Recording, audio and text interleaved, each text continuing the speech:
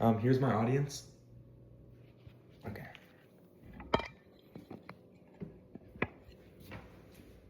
When people hear the term school sports, they probably think of either football games, clothes, medals, or students screaming in the bleachers.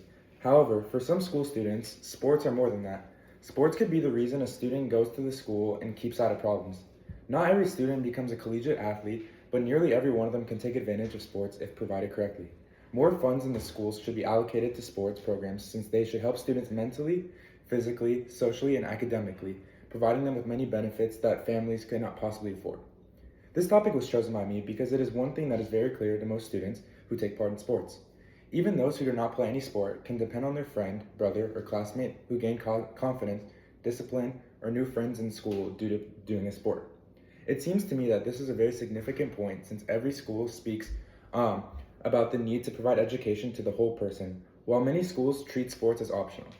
Let me talk about the issue of underfunded sports programs in schools, what causes this issue, and what schools can do to fix it. In order to understand why this issue is so important, we need to see its consequences first. For example, think about your own experience in school. Was there anyone in your group who got inspired and made friends due to participation in sports? So the first thing to mention is that underfunded sports programs do not provide equal opportunities for students.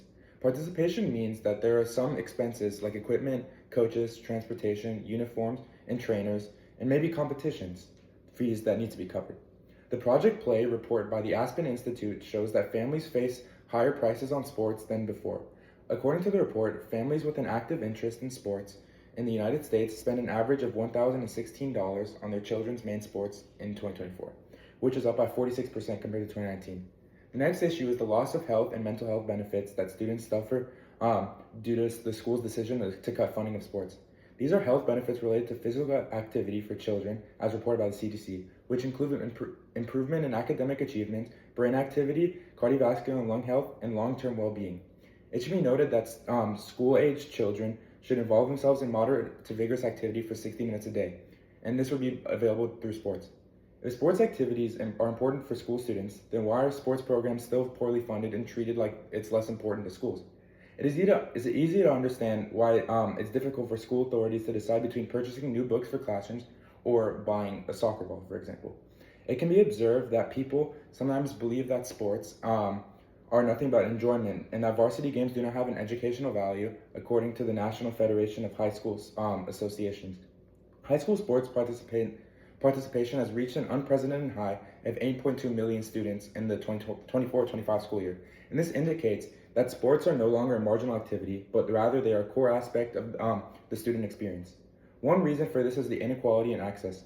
Students from richer neighborhoods have higher access to funding and school boosters, which is not true in in poorer neighborhoods. This leads to the disparity between students who can compete and students who are in the more poor neighborhoods that cannot play. The Aspen Institute states that the increasing commercialism for sports affects the level of quality of sports played by children. In simple words, if schools do not intervene, only some families will be in a position to afford the students to play sports. Since this issue is important for health concern, it is imperative that we understand the vital role that sports play and the importance it has in schools. The first school has outdated qualification, equipment, and needs additional payments from the students, whereas the second school is equipped with newer facilities, ready to prove enough trained instructors, and is able to make athletics affordable for every student.